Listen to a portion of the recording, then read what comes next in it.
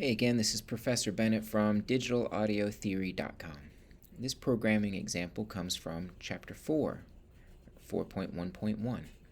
Covers aliasing and reconstruction. Now, aliasing occurs when an analog signal that's being sampled contains frequencies above the Nyquist rate, or half the sampling rate. If we think of a sinusoid that is captured as a digital signal, it can be represented as a vector on the complex plane. And as the frequency increases, its vector representation on the complex plane approaches pi radians. When the vector is right at the Nyquist frequency, then the signal cycles over pi radians every sampling period, and at this frequency the digital system is no longer able to represent that frequency. This programming example demonstrates aliasing with two frequencies, one above a Nyquist rate and one below. Consider two sinusoids, x1 and x2, with frequencies of 2 Hz and 8 Hz, with a sample rate of 10 Hz, implying a sampling period of 0.1 seconds. Now, based on Nyquist sampling theorem, we know that f max must be less than 5 Hz. Therefore, we expect something odd to happen for the 8 Hz sinusoid. That's going to be x2. Let's explore both of these in the following programming example.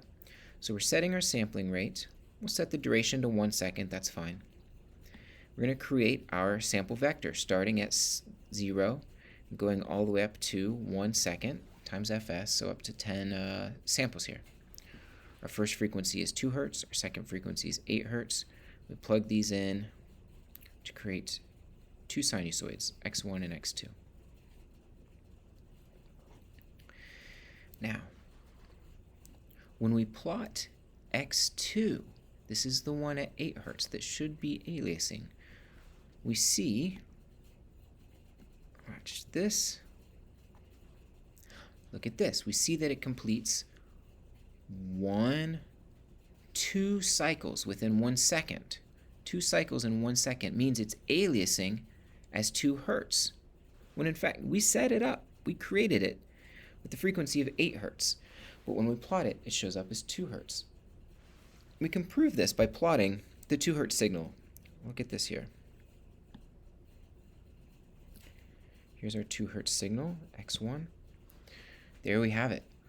Also, 2 cycles in 1 second, 2 Hz. But wait, you might be saying, the alias is out of phase. Indeed, it is. This is easily explained by plotting these two sinusoids in frequency space on the complex plane. Once we go all the way around, or halfway around the unit circle to pi, that's going to be equivalent to our 5 Hz. Once we go past pi, we then start approaching 2 pi. So if we keep going around past 5 Hz all the way up to 8 Hz, it's almost all the way around the complex plane. In fact, just 2 Hz shy of the sampling rate 10 Hz. In other words, it appears at negative 2 Hz. 8 Hz appears on the complex plane as negative 2 Hz, which is why its phase is inverted compared to an actual 2 Hz signal. So that's it for today's programming example, and that's it for Chapter 4. The next programming example is going to come from Chapter 5, covering quantization.